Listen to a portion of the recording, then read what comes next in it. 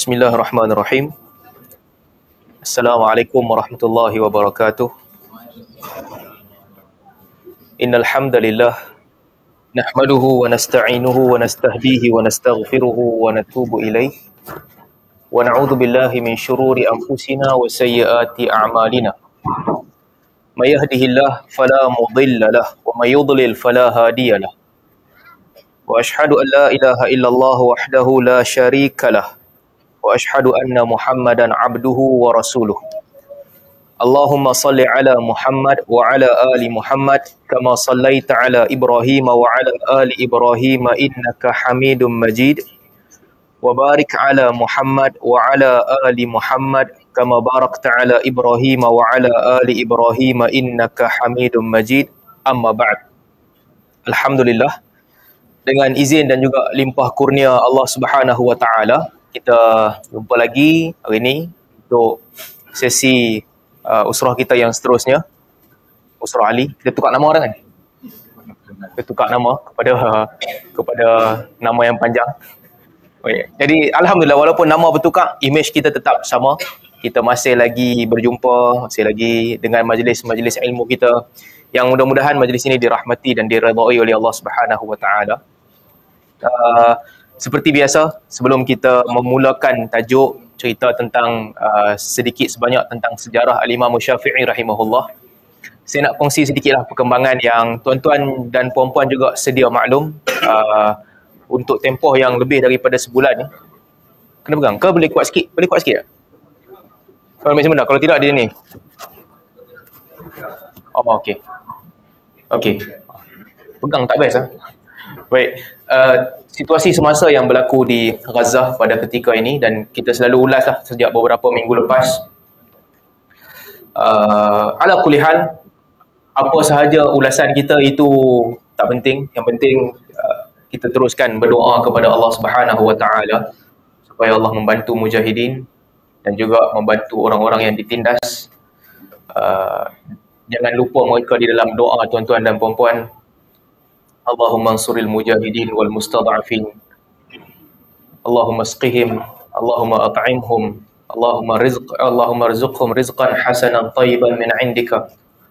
Allahumma saddid ramyahum. Allahumma thabbit qulubahum wa aqdamahum. Kita doakan mudah-mudahan Allah Subhanahu wa taala memberi kepada mereka kekuatan. Allah turunkan rezeki kepada orang-orang yang sedang ditindas di Gaza. Allah jadikan sasaran para mujahidin tepat. Allah kuatkan jiwa dan juga langkah mereka untuk mempertahankan agama Allah. Allahumma alaika bil yahudi sahayinah. Mudah-mudahan Allah menghukum Yahudi sahayinah, Sahyuni. Allahumma khudhum akhdan azizan muqtadir.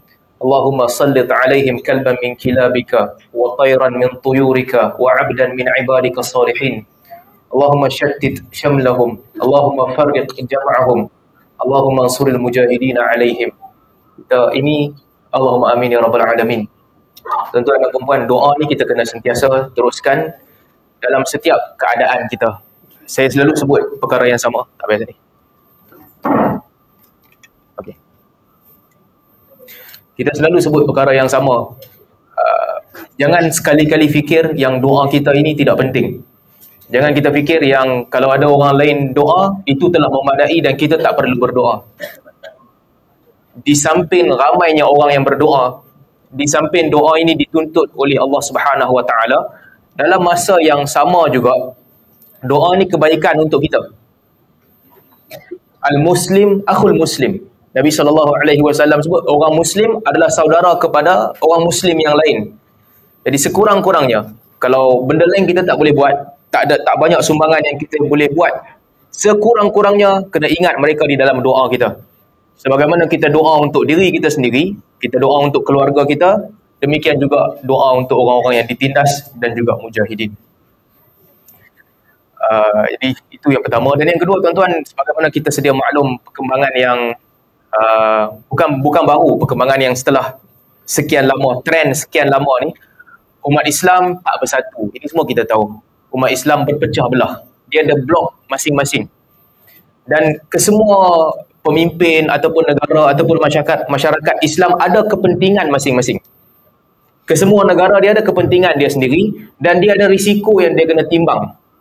Yang menyebabkan akhirnya mereka memilih sebahagian kawan dan mereka memilih sebahagian lagi untuk menjadi musuh.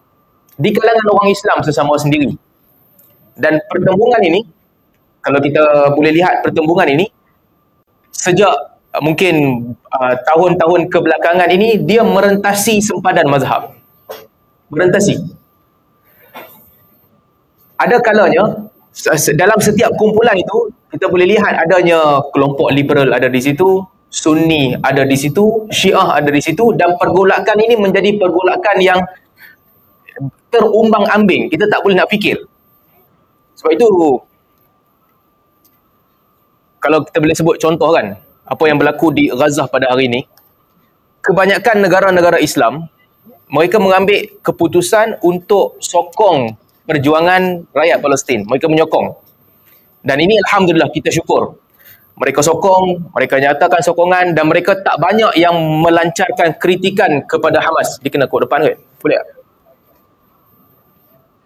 Okey. Jadi tak banyak yang melancarkan kritikan kepada Hamas, melainkan inilah Presiden Palestin kata kami sedia untuk ambil alih. Kalau Israel tak mau Hamas, bagi kat mereka boleh ambil alih kepimpinan. Kebanyakan negara-negara Islam ni tak kritik Hamas. Mereka bersama dengan mempertahankan hak orang Islam. Mereka menyebut bahawa kejahatan Israel itu lebih besar. Tapi sokongan yang melibatkan sokongan ketenteraan ataupun bantu untuk bagi tekanan kepada Israel di sudut ketenteraan, ini hanya datang daripada kelompok Syiah sahaja. Hizbullah tolong serang di Lebanon, dan juga beberapa hari ini tentera Yaman Houthi pergi rampas kapal Israel. Houthi rampas bawa helikopter. Dia punya lanun bukan pakai kapal, lanun dia pakai helikopter pergi rampas kapal Israel. Tak tahulah video tu betul ke tak, tapi dalam video tu tunjuk dia bawa helikopter lah pergi rampas kapal tu. Apakah ini bererti kita kena tinggalkan pakatan Sunni ni? Sunni ni tak boleh pakai, tak boleh percaya, kena pergi kawan dengan Syiah? Tak, tidak semestinya. Dan bukanlah begitu. Ada perbezaan yang besar di antara Sunni dan juga Syiah. Dan ternyata sejarah konflik yang lalu kan, apa yang berlaku di Syria sebagai contoh, Syiah betul-betul bersama dengan Bashar al-Assad.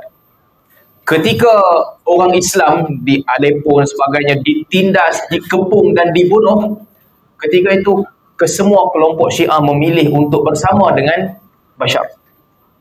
Itu keputusan mereka bersama. Dan ketika itu juga bibit-bibit ketidaksefahaman di antara kelompok Sunni yang pertengahan ni, saya pun tak tahu nak bagi nama apa, pertengahan, Ikhwanul Muslimin, Hamas dan sebagainya, bertembung dengan kelompok Syiah yang menolong tentera Bashar al-Assad pada ketika itu, masa tu.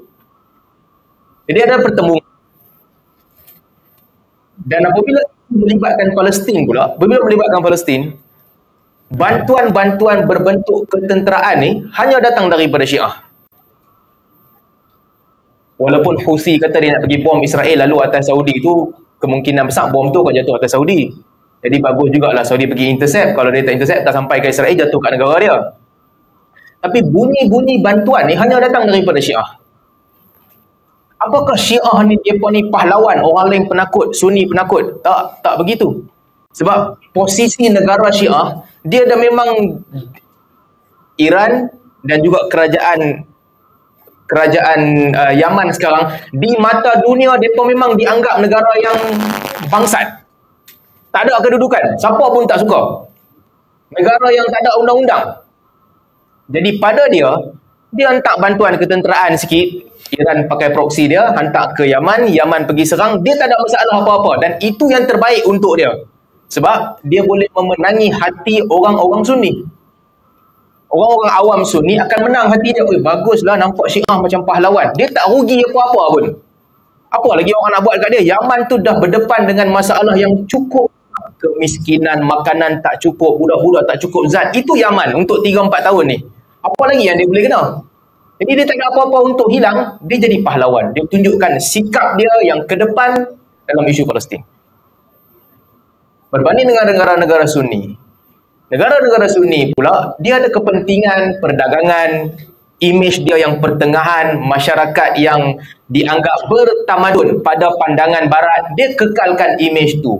Jadi akhirnya negara-negara Sunni mereka berjuang dengan cara diplomasi, memberi tekanan, mengkritik secara terbuka. Dan baru-baru ni Perdana Menteri kita buat ucapan yang baik dalam perjumpaan dia dengan Biden di US. Dalam perjumpaan ada rekod lah orang keluarkan. Kenyataan Perdana Menteri kali ini sangat tegas. Sikap yang tidak sama apabila berdepan dengan situasi Palestin dan juga berdepan dengan situasi Rusia dan Ukraine dahulu. Jadi ini pendirian yang diambil oleh negara-negara Sunni. Sebab mengekalkan imej pertengahan mereka di tengah-tengah masyarakat antarabangsa, imej yang matang, imej yang membawa kepada perbincangan harmoni, itu yang mereka buat. Jadi isunya, untuk orang di Palestin pula, apa yang dia boleh buat? Dia berterima kasih kepada orang yang sokong dia, dan dia bersamalah dengan orang yang betul-betul sokong dia di sudut ketenteraan. Ada tahu nanti tak boleh, apa jadi pun jangan terima sokongan Iran, jangan terima sokongan Hizbullah, jangan langsung duduk dengan Sunni. Sunni tak bagi apa-apa, mereka nak duduk macam mana? Apa yang negara bagi kat mereka? Jadi dalam keadaan terpaksa tu, mereka menjalinkan hubungan baik dengan yang memang mereka ada peluang, dia tentang orang Sunni juga. Tapi dalam isu ni, dalam isu Palestin ni, itulah bantuan yang besar bersifat ketenteraan yang diberikan kepada mereka, tekanan yang diberikan kepada Israel. Jadi ini ramai orang tanya ni, sebahagian orang yang kepala otak dia tak lihat apa berlaku di dunia, pada dia apa jadi sokongan hanya tunggu daripada negara-negara Sunni ni saja. Kalau hang tak kena terima, bagi terima sokongan daripada Syiah, hang pun Syiah juga sama macam mereka. Ini tak boleh ya. Ada orang macam ni. Ideologi dia sampai Hamas sama dengan Syiah. Ikhwanul Muslimin sama macam Syiah. Sebab apa? Sebab ada ketika mereka terima sokongan daripada Syiah. Ketika Ikhwanul Muslimin dihentam teruk di Mesir, dihentam oleh kerajaan Mesir, yang liberal lah, kerajaan liberal. Kerajaan liberal tu tak apa. Tapi Ikhwanul Muslimin yang ni pro Syiah, kerana menerima bantuan daripada Syiah. Ini penilaian yang tidak adil. Penilaian yang tidak adil. Sedangkan tarbiyah Ikhwanul Muslimin dan tarbiyah yang dilatih di dalam Hamas adalah Ahli Sunnah wal Jamaah. Akidah mereka akidah Ahli Sunnah wal Jamaah. Orang yang kenal dengan pemimpin-pemimpin Hamas, perkataan mereka adalah perkataan Ahli Sunnah wal Jamaah.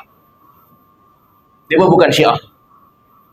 Jadi ini dua sudut yang kita kena faham. Satu, jangan bermudah-mudah untuk menuduh mereka ni semua Syiah. Dan yang kedua, kejahatan Syiah pada sisi-sisi lalu tidak dilupakan. Ada. Dan Ikhwanul Muslimin dan Hamas juga tahu kejahatan itu. Dan pada ketika Syiah melakukan kezaliman di Syria, mereka tak bersama dengan Syiah. Itu sedikit sebanyak isu yang berlaku, pertembungan di antara kuasa-kuasa yang ada ni. Cuma kita teruskan berdoa kepada mujahidin. Jangan dijadikan ini sebagai satu asas untuk kita pandang buruk kepada mujahidin. Kita anggap mereka ni bukan pejuang agama. Ada orang agama yang macam tu.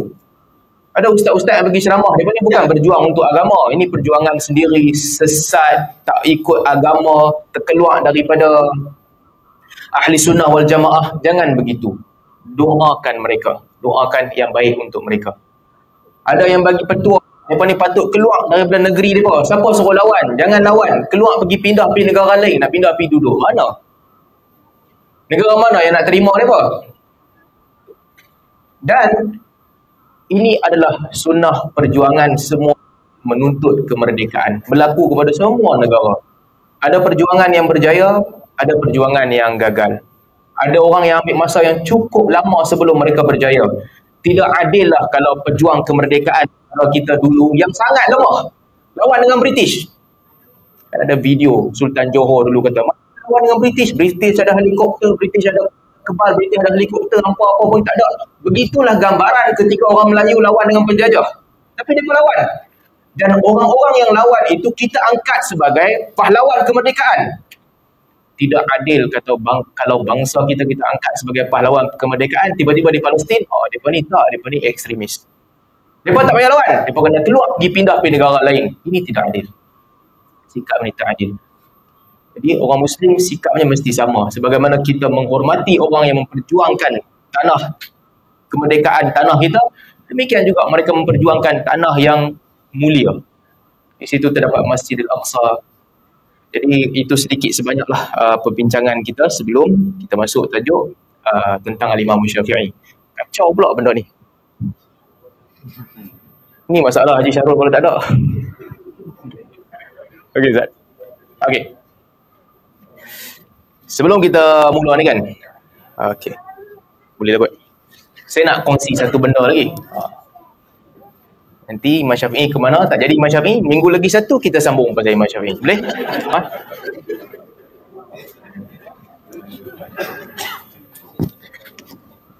Benda ni kita jangan berebut. Dia masa ada, jangan risau. Tak boleh minggu ni, kita bawa minggu depan. Tak boleh bawa minggu depan, masa jangan risau. InsyaAllah ada. Saya nak cerita kongsi satu benda lagi untuk membuka minda kita. Ini untuk saya juga sebenarnya. Saya nak kongsi apa yang berlaku kepada tuan-tuan dan puan-puan supaya membuka kita punya minda dan juga minat kita untuk mempelajari agama.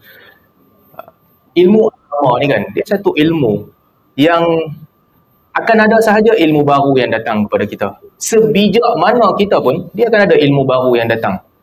Ada perkara yang di luar kefahaman kita yang kita tiba-tiba datang ilmu baru tu, kita tahu. Ini bukan sahaja pengalaman orang biasa yang macam kita. Para ulama besar juga mengalami perkara yang sama. Sebab tu mereka tafakur, mereka duduk, mereka fikir, mereka baca kerana akan datang hikmah dan juga ilmu baru. Jadi ni saya nak cerita sikit lah. Jumaat lepas, saya tulis dekat Facebook juga kalau tuan-tuan perasan. Masa sembahyang Jumaat lepas, kawan-kawan yang satu karya sama juga lah, kita pergi masjid yang sama sembahyang Jumaat minggu lepas. Imam khatib yang cerita pasal Palestin macam biasa. Tapi bila solat Jumaat, khatib tu baca surah Al-Buruj. Bila dia baca surah Al-Buruj, biasanya kita selalu baca surah ni berpuluh-puluh kali, beratus kali kita baca. Apabila sampai dekat ayat innahu huwa yubdi'u wa yu'id wa huwal ghafurul wadud dzul arsyil majid fa'alul lima yurid. Itu kita selalu baca. Jadi imam tu bila dia baca ayat tu, biasa kita baca begitulah kan, waqaf dekat setiap hujung ayat. Setiap kali baca begitu tak ada apa yang kita fikir pun. Bila dia baca hari sembahyang Jumaat tu, dia baca wa huwal ghafurul wadud dzul arsh al majidu fa'alul lima yurid. Dia berhenti kat situ lah. Ghafur wadud dzul arsh al majid fa'alul lima yurid. Bila dia baca tu, saya time tu baru terperasan, ada something yang menarik tentang bacaan dia. Selama ni, sebab wakaf dia dekat Dzul Arsyil Majid. Jadi, bila kita selalu baca begitu, saya membayangkan yang Al-Majid tu barisnya sama macam Arash lah. Dzul Arsyil Majid. Tuhan yang memiliki arash yang mulia. Bahasa Arab ni kan, baris menentukan sifat tu rujuk kepada siapa. Kalau Al-Majidi artinya arash yang mulia. Kalau Al-Majidu artinya Tuhan yang mulia, Ghafurul Wadud, dan juga sifat Allah Dzul Arsh, pemilik kepada arash, dan Allah Ta'ala juga Al-Majid, mulia, yang maha pemurah, luas pemberiannya. Jadi baris tu menentukan maksud, menentukan sifat. Sifat tu diikut siapa. Macam bahasa kita juga, kalau kita cakap kan, angin pukul pintu kuat betul. Angin pukul pintu kuat betul. Siapa yang kuat? Pintu ke angin? Siapa yang kuat? Angin yang kuat kan?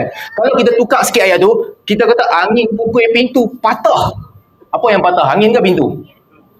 Pintu. Jadi bahasa kita, bila kita dengar, kita tahulah sifat kepada angin. Patah tu sifat kepada pintu. Jadi bahasa Arab pun begitu juga. Bila didengar satu ayat tu, orang faham dalam konteks ayat tu merujuk kepada apa? Difahami. Jadi yang datang dalam kepala saya selalu duk baca ni, Dzul arshil majid. Tuhan yang memiliki arash, mulia itu sifat kepada arash. Itu yang selalu berlega-lega dalam kepala. Sampai imam tu baca Dzul arsh yang memiliki arash. Al-majidu fa'alun lima yurid. Yang maha luas pemberiannya dan juga maha melakukan apa sahaja yang dikehendakinya. Bila dengar ayat tu, baru saya perasan yang ini maksudnya betul. Imam tu pun dia baguslah, bacaan qiraat dia bagus.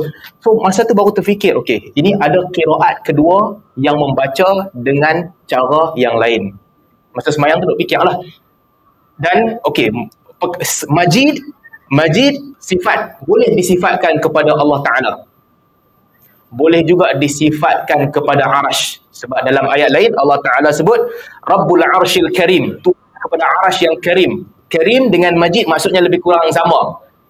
Jadi tuan-tuan bayangkan, dengan cara dia baca sahaja, dia cuma twist sikit daripada yang biasa kita dengar. Bukan dia twist, dia pun dengar daripada guru dia begitu. Dia berhenti di satu tempat yang kita jarang berhenti, dapat ilmu baru. Jadi kita tahu yang, okey, majid ni bukan sahaja disifatkan kepada arash. Dalam ayat tu, dalam konteks itu, dia juga disifatkan kepada Allah Subhanahu Wa Taala. Habislah sembahyang Jumaat tu, saya pun balik rumah baru tengok tafsir. Kita tengok tafsir, iyalah, betul lah. Dapatlah ilmu baru. So majority qurra, pakar yang dalam membaca Al-Quran, qurra ni orang yang kepakaran dia dalam membaca Al-Quran, pakar qiraat. Majority qurra berpandangan bahawa Al-Majid dibaca dalam baris depan.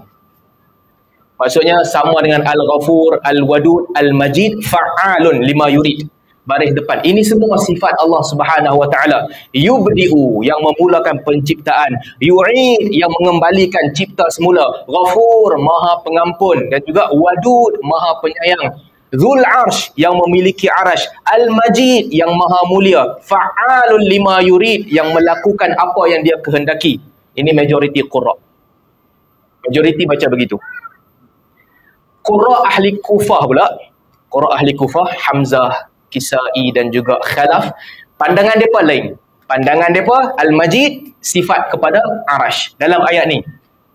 Artinya ayat ni nak cerita apa? Sifat Allah yubdi'u wa yu'id, Ghafur, Wadud, Dzul arshil majid, Fa'alun lima yurid, yang memiliki arash yang mulia dan juga Tuhan yang melakukan apa yang dia kehendaki. Ini kepakaran ini adalah kepakaran para ulama yang qiraat. Mereka pakar dalam qiraat. Bacaan kepakaran mereka. Yang sampai di zaman awal tu, yang tinggal adalah 10 qiraat yang cara mereka membaca beza. Cara baca Quran beza. Kenapa boleh beza cara baca Al-Quran? Ada dua kemungkinan. Satu, Nabi SAW membaca dengan bacaan yang sebutan dia berbeza-beza sikit berdasarkan orang yang duduk di depan Nabi. Nabi baca dengan orang Mekah, cara bacaan tertentu, cara sebutan tertentu. Nabi baca dengan orang Madinah, cara sebutan yang ikut lenggok Madinah. Itu satu tafsiran. Satu tafsiran lagi, apabila Nabi SAW bacakan Al-Quran, orang bila ulang balik, mereka ulang ikut bahasa tempat mereka. Dan Nabi akui yang tu betul. Tulis sama tau. Tulis sama. Contoh kan, kalau kita tulis, jom kita makan nasi kandak kuah banjir. Kalau kita kan, jom kita makan nasi kandak kuah banjir. Haji Rahman baca, macam mana bunyi kita? Kita. Dia baca kita. Kita kan. Dia tak kata kandak, kandar. Kan? Jom kita makan nasi tak ada K kan? Nasi saja. Nasi kandar. Kuah banjir. Yang tu cara dia baca. Saya baca pula, jom kita. Dia lain, bunyi lain. Makan nasi, ada macam K kat belakang. Nasi kandar. K tu tukar jadi Q. Kuah banjir. Orang Terengganu baca macam mana? Makan. Okey. Kita sama kan? Kita sama macam Johor tapi makan kat belakang tu. Banjir dia tak banjir ya, jangan panggil banjak. Kalau siapa kata banjak, banjak lain cerita. Jadi mungkin apa yang berlaku apabila Nabi SAW bacakan Al-Quran kepada para sahabat, Nabi arahkan para sahabat untuk tulis Al-Quran. Mereka yang tulis ni, tulis betul dah. Bukan betul. Tulis dah boleh unify. Boleh unify tulisan. Tetapi sebutan masing-masing. Kita. Tulis sama. Kandar. Tulis sama. Kami tak tulis KANDAQ. Tak ada siapa tulis macam tu. Tulis tetap Kandar. Tapi sebutan jadi lain. Apabila Nabi SAW akui semua bacaan ni betul, semua bacaan ni Nabi akui betul, akhirnya para mazhab qiraat ini berkembang dan ada 10 yang mutawatir. Ini bidang yang ada pakarnya dalam bidang itu. Kepakaran mereka hafal cara hafazan. Bila mai zaman kemudian, ada para imam yang mereka hafal ke semua 10 cara baca. Setiap 10 tu ada 10 riwayat. Jadi 20 cara baca Al-Quran mereka hafal. Antara orang yang masih hidup pakar dalam bidang ni, Abdul Rashid Sufi, jiran Haji Mansur, masih hidup lagi. Dia dekat Qatar ni antara orang yang paling hebat dalam bidang ni yang masih hidup. So dia hafal Al-Quran, dia boleh baca dengan 20 cara sebutan yang berbeza pada sebahagian ayat dan semua tu dia hafal. Artinya macam dia hafal Al-Quran 20 kali kan. Ada orang kepakaran dia tu. Dan dia pun ni sangat bagus dalam hafazan. Petik sahaja nak baca qiraat apa, dia boleh baca. Beza banyak. Kalau Al-Fatihah sahaja pun dah banyak beza. Siratal ladzina sin, siratal ladzina sad, ziratal ladzina sa. Ada 3. An'amta alaihim, an'amta alaihimu, an'amta alaihum. 3. Berterusan.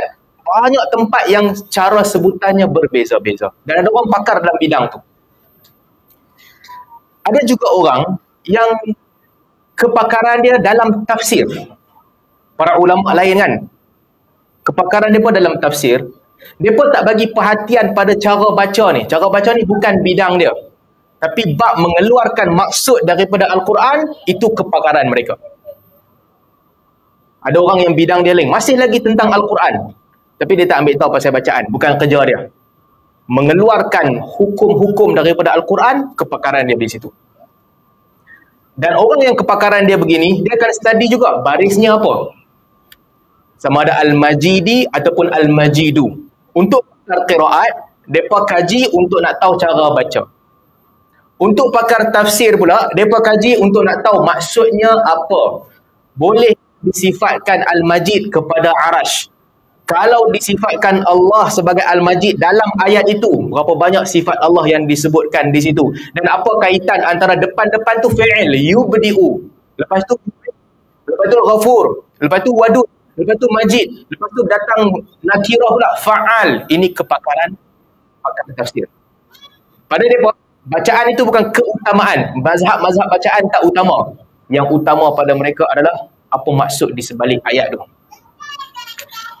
Untuk muhaddisin pula, ulama hadis, pada dia, apa tafsiran Nabi SAW dan para sahabat tentang ayat tu. Itu yang penting. Para muhaddisin, mereka tak baca Al-Quran dengan 7-8 bacaan. Mereka tak ambil tahu pun cara baca tu semua. Tapi pada dia, Nabi buat macam mana? Yang paling sahih, Nabi buat macam mana? Para sahabat buat macam mana? Apa yang mereka faham daripada ayat ni? Orang pakar qiraat, mereka akan kaji. Okey, baca qiraat ni kena start dengan Bismillahirrahmanirrahim. Tukar qiraat lain pula, dah tak start dengan Bismillah, dah terus masuk ayat. Sebab itu yang mereka hafal daripada guru-guru mereka. Mai dekat muhaddisin pula, Bismillah dalam solat nak baca kuat ke nak baca pelan? Nabi baca kuat ataupun Nabi baca pelan? Pergi dekat mufassirin pula perbahasan dia. Bismillah ni ayat pertama ataupun bukan ayat pertama? Jadi subject of study ni berbeza-beza mengikut kepakaran mereka, tapi semua orang akan lalu benda yang sama. Benda yang mereka study tu tetap Al-Quran, tapi cara tengok Al-Quran tak sama. Untuk muhaddisin 10, 20 cara baca ni mereka tak ambil tahu. Al-Imam Syafi'i, orang tanya dia, macam mana Imam Syafi'i baca Al-Quran? Ni imam kita nak baca ni. Imam Syafi'i kata, aku baca cara orang Mekah baca. Orang Mekah baca cara baca Ibnu Katsir, aku baca cara Ibnu Katsir. Ini bukan Ibnu Katsir ulama tafsir tu. Ibnu Katsir ulama qura Mekah. Imam Syafi'i kata, aku dengar dengan jalan yang sampai kepada Ibnu Katsir. Ibnu Katsir ambil daripada Mujahid. Mujahid ambil daripada Ibnu Abbas. Ibnu Abbas ambil daripada Ubay bin Ka'ab. Ubay bin Ka'ab ambil daripada Nabi. Clear, sanad bersambung kepada Nabi sallallahu alaihi wasallam. Itu cara Imam Syafi'i baca. Imam Malik pula, dia duduk di Madinah, hang baca Quran macam mana? Orang kata, Imam Malik kata bacaan yang paling tepat tentang Quran adalah mengikut bacaan Nafi'. Sebab Nafi' orang Madinah, Nabi duduk lama di Madinah. So itu bacaan yang paling betul. Ikut cara Nafi'. Ini bukan Nafi' hadis dia, ini guru qurra dia. Dua orang nama Nafi'. Yang satu tu hadis power gila, murid kepada Abdullah bin Umar. Power gila dalam hadis, tapi Quran bukan bidang dia. Yang Nafi' Quran pula dalam hadis dia tak kuat. Tapi Malik baca Quran ambil daripada ilmu tentang bacaan Al-Quran. Itu Nafi'. Imam Ahmad pula, Imam Ahmad, zaman Imam Ahmad, orang tanya Imam Ahmad tentang qiraat, Imam Ahmad kata baca tak apalah, tapi jangan baca cara Hamzah. Hamzah ni satu orang alim dekat Kufah. Mutawatir juga. Sebab Hamzah ada banyak imalah dan juga dengung.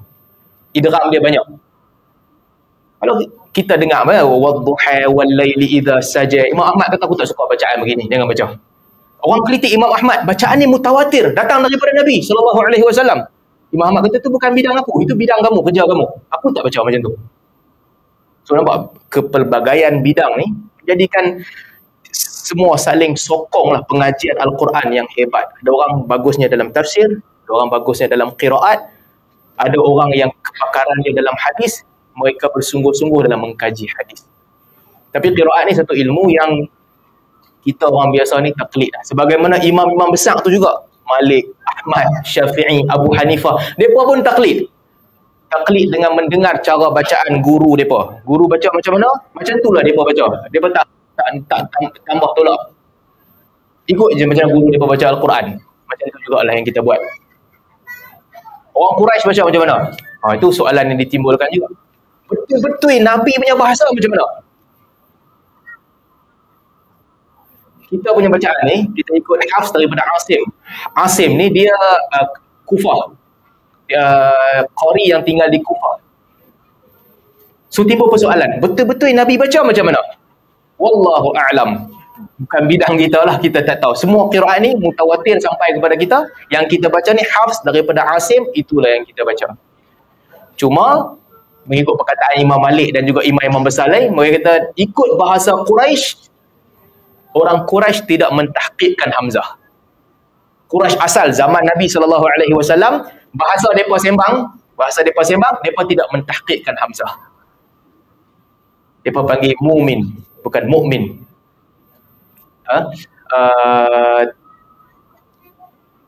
Apa nama? Wa akhafu an yakulahu dhib. Ayakulahu dhib. Kita baca yakulahu dhib. Yakul.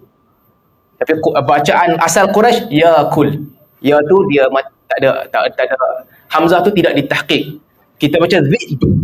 Quraisy dikatakan Quraisy baca dhib. Ala kulli hal, itu dikatakan bacaan yang cara Nabi dan para sahabat hidup, bacaan seharian mereka, itu bahasa mereka. Tapi macam mana boleh beza ni? Bagaimana seperti yang kita sebut tadi, lahjah ataupun lenggok sebutan yang berbeza, dan Nabi SAW mengakui kesemuanya boleh. Bacaan baca sama, bagi ketah yang sama, tapi orang Terengganu buka mulut, orang Kelantan buka mulut, orang Penang buka mulut, orang Johor buka mulut, bunyi dia lain. Bunyi dia tak sama. Itu biasa. Bahasa kita pun sama, bahasa Arab pun sama juga. Jadi ni sikit sebanyak pengajaran daripada khutbah Jumaat minggu lepas. Okey apa? Habis dah?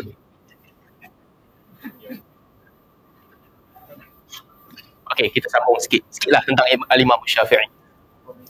Saya baru teringat, saya duk pakai tab, lama dah pakai tab untuk kuliah ni. Dalam kuliah sirah apa semua tu, duk pakai tab je. Sampai tadi saya fikir, lama pula tak buka buku ni. Buku ni adalah satu buku yang ditulis oleh Al-Imam Az-Zahabi. Nama dia Syiarul A'lamin Nubala. Sejarah hidup tokoh-tokoh yang terbilang tokoh-tokoh yang hebat. Buku ni mula-mula saya belajar dulu dengan Mazhar. Lama dah masa saya tingkatan 4. Dia baru siap PhD masa tu. Dia ceritalah beberapa rawi kepentingan untuk baca buku ni. Zaman tu Google tak ada lagi. Kami yang tak kenal, dia dah ada kot tahun 2002, 2001 je tu. Jadi zaman tu nak cari tentang tokoh ni kena cari buku. Kena buka buku. Nak tahu tentang Imam Syafi'i, Syiar A'lam Nubala ada 17 juzuk. 17. Kita kena pergi juzuk last sekali. Yang last tu dia punya biografi, kena buka dekat situ. Cari alif bata sampai alif lam sya Asy-Syafi'i. Okay, Syafi'i dekat juzuk nombor 7, muka surat nombor 203. Baru mai kat 235. Buka, jumpa Imam Syafi'i.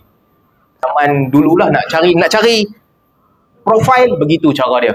Nak cari hadis pun sama juga, macam tu cara dia. Nak tahu hadis ni ada dalam buku mana? Dia ada satu buku, Al-Mu'jam Mufahras lil Alfazil Hadis. Orientalis tulis. Ambil perkataan hadis tu, pergi buka dictionary tu, cek perkataan tu ada dekat kitab mana. Kitab Bukhari sekian-sekian kitab, dalam bab ni, dalam kitab ni. Lepas tu pergi kat Sahih Bukhari pula, buka tengok, oh memang ada dekat sini. Itu zaman tu. Bila saya tahun ketiga, keempat universiti, zaman tu dah ada apps, ada software Maktabah Syamilah. Maktabah Syamilah ni satu software yang dia simpan beribu buku, ada lebih kurang 6,000 buku. Dia letak dalam software tu, kita boleh search dengan perkataan macam Google. Start daripada tu sampai lah ni, kita tak baca buku dah. Kenapa nak buka buku ni untuk cari Imam Syafi'i? Pak, tekan Syafi'i, keluar. Kalau tak mau baca buku ni, nak pergi buku lain, tukar tajuk lain, search buku lain, filter buku lain, keluar buku lain. Jadi buku ni dah jadi macam tak baca dah. Baca buku, resolution dia teruk. Kalau baca dalam tab yang bagus kan, 120 Hz, memang cantik, clear, lagi clear daripada buku. Jadi tak baca dalam buku. Cuma bila terfikir tajuk Imam Syafi'i, saya boleh tengok dekat rak, ada rupanya buku ni. Baru buka balik. Oh, cantik buku. Sebab dah lama tak tengok. Banyak tahun dah kita dah tengok pakai apps je kan, pakai software je. Ni barulah jumpa buku balik. Tapi kelas sejarah lain lah. Kelas sejarah memang kita baca buku sampai habis. Baik, kita sama cerita ni. Tentang Imam Syafi'i rahimahullah. Masih Haji Rahman bagi tajuk ni, buku saya pun diguna setelah lama tak guna. Baik. Imam Syafi'i rahimahullah, Muhammad bin Idris bin Abbas bin Uthman bin Syafi' bin As-Sa'id bin Ubaid bin Abdul Yazid bin Hisham bin Muttalib. Al-Imam Syafi'i bertemu dengan nasab Nabi SAW pada Abdul Manaf. Imam Syafi'i daripada Muttalib, Nabi SAW daripada Abdul Muttalib bin Hashim. Jadi Hashim dan juga Muttalib ni adik-beradik. Hashim dan Muttalib adik-beradik. Di situ bertemunya nasab Al-Imam Syafi'i rahimahullah dan juga Nabi SAW. Jadi di antara imam-imam besar, satu-satunya imam daripada keturunan Ahlul Bait adalah Al-Imam Syafi'i. Daripada Bani Muttalib ataupun Bani Abdul Manaf, daripada Quraisy betul, Al-Imam Syafi'i. Keturunannya nasab daripada keturunan Nabi SAW. Beliau lahir pada tahun 150 Hijrah di Gaza. Dalam sebahagian riwayat disebutkan dia lahir di Asqalan. Asqalan ni tempat yang sekarang ni dah jadi famous lah. Sejak sebulan 2 ni, tiap hari Hamas bom ni sampai ke Asqalan. Bomnya sampai ke Asqalan. Sebab Ghilaf Gaza, tempat ni tempat yang duduk dekat dengan Gaza, bom Hamas lalu sampai dekat situ. Jadi Imam Syafi'i rahimahullah dilahirkan di situ. Dan apabila dia muda, riwayat berbeza. Ada riwayat kata pada umur dia 10 tahun, ada riwayat yang kata pada umur 2 tahun Al-Imam Syafi'i, mak dia bawa dia pergi ke Mekah untuk dan belajar dengan guru-guru di Mekah untuk ingat semula nasab dia. Mungkin pandangan yang kuat masa 10 tahun lah. 10 tahun, kecil lagi. Dan Imam Syafi'i ini orang miskin masa dia kecil. Imam Syafi'i sebut masa dia kecil dia nak bayar kat tok guru. Duduk, dia budak yang main cerdik. Setelah guru dia mengajar, guru dia duduk, budak-budak baru yang baru nak start, dia tolong ajar. Jadi apabila Imam Syafi'i tolong ajar budak-budak baru, akhirnya dia tak payah bayar yuran dekat guru. Orang lain kena bayar yuran, dia buat macam teaching assistant lah. Dia tolong guru dia ajak budak-budak baru. Miskin. Satu orang yang susah ketika kecil. Jadi begitulah riwayat hidup dia ketika anak yatim daripada kecil umur 2 tahun sampailah bila beliau pindah ke Mekah. Di Mekah, Imam Syafi'i dia menunjukkan minat yang sangat hebat terhadap dua benda. Satu, Imam Syafi'i minat memanah. Dalam sebahagian riwayat dia sebutkan apabila dia panah daripada 10 kali dia tembak, 9 kali mesti kena. Dan yang kedua, dia berminat dengan ilmu agama. Ini dua minat yang ada sejak daripada kecil. Jadi Mekah dia belajar dengan Muslim bin Khalid Al-Zinji, seorang alim Al-Quran. Dia baca Al-Quran dengan Muslim bin Khalid Al-Zinji. Di Mekah juga Al-Imam Syafi'i belajar daripada Sufyan bin Uyainah. Dia belajar hadis. Sufyan ni guru hadis dia yang hebat. Imam Syafi'i sebut, kalau tidak Sufyan dan juga Malik, maka hilanglah ilmu Hijaz. Hijaz yang kamu bangga-banggakan, Mekah dan Madinah, ilmu kamu tinggal kerana ada dua orang ni, Sufyan dan Malik. Kalau dua-dua orang ni tak ada, hilanglah ilmu Mekah dan Madinah. So di Mekah, beliau belajar dengan Sufyan bin Uyainah. Apabila dia berpindah ke Madinah, dia belajar dengan Malik bin Anas. Dua orang yang power betul-betul dalam hadis pada zaman itu. Dan keduanya Al-Imam Syafi'i belajar daripada.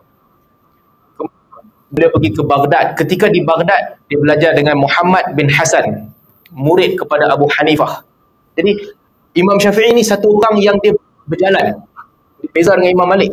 Imam Malik duduk di Madinah, dia tak keluar daripada Madinah, duduk di situ je. Jadi cara pemikiran Imam Malik ni betul-betul cara orang Madinah, mufti Madinah. Tapi Imam Syafi'i daripada umur 10 tahun dia pergi ke Mekah, kemudian dia pergi ke Madinah, kemudian dia pergi ke Kufah, dia pergi ke Basrah, dia pergi ke Yaman. Sampai di Yaman, Imam Syafi'i belajar ilmu firasat. Baca buku-buku firasat, kemudian dia pergi ke Mesir. Macam-macam yang dia lalui dalam hidup dia yang menjadikan beliau orang yang hebat. Dia punya cara untuk melihat hukum hakam, nanti kita akan baca sekejap lagi, berbeza dengan imam-imam lain. Kematangan dia berfikir, gabungkan antara logik dengan dalil, dia ada kehebatan dalam bidang itu. Dalam banyak-banyak murid Al-Imam Syafi'i rahimahullah, ada 3 orang muridnya yang paling hebat, yang paling baik dengan dia. Al-Muzani, Al-Rabi' dengan Al-Buwaiti. Ini 3 nama yang betul-betul ikut jejak langkah dia. Okay, zaman tu penting. Apabila seorang murid dia berani untuk keluar daripada kepompong guru dia, nama dia tidak lagi disebut sebagai pengikut murid itulah. Imam Syafi'i meskipun dia belajar dengan Imam Malik, tapi apabila dia keluarkan fatwa-fatwa yang berbeza dengan fatwa Imam Malik, maka dia tidak disebut sebagai murid utama kepada Malik. Ibnu Majishun, Sahnun dan sebagainya, itu murid utama kepada Malik. Imam Ahmad meskipun dia belajar dengan Imam Syafi'i, tapi dia tak dinamakan pengikut Imam Syafi'i sebab dia berani keluar daripada kepompong tu.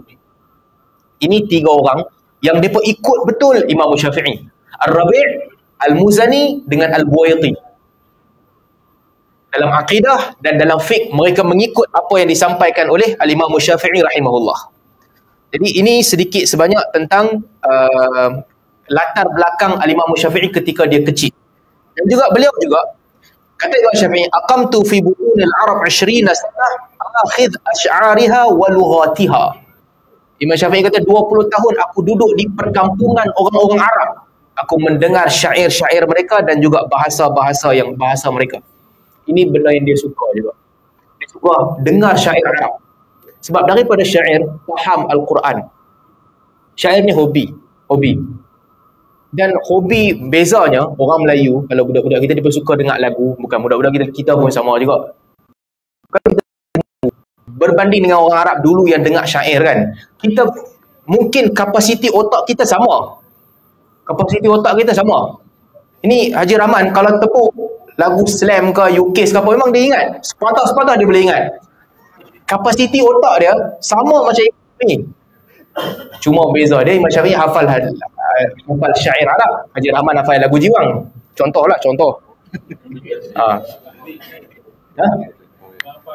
Dia tak dengar Metallica semua. Jadi bukanlah sesuatu yang pelik kalau orang mengingati syair Arab yang banyak. Sama macam kita boleh ingat lagu macam-macam ni. Begitu juga. Kerana hobi Al-Imam Syafi'i, dia pergi ke semua perkampungan, dia dengar syair-syair yang mereka hafal. Itu menjadi satu hiburan untuk dia. Dan hiburan ni adalah hiburan yang mematangkan fikiran dia dan juga menjadikan pemahaman dia tentang hukum menjadi kuat. Kemudian apabila Imam Syafi'i berpindah ke Madinah ketika umur dia 20 tahun, daripada Mekah dia berpindah ke Madinah. Tak ada recommendation letter time tu, orang tak kenal dia. Dia pergi jumpa Imam Malik, kata kat Imam Malik, aku nak mendengar hadis.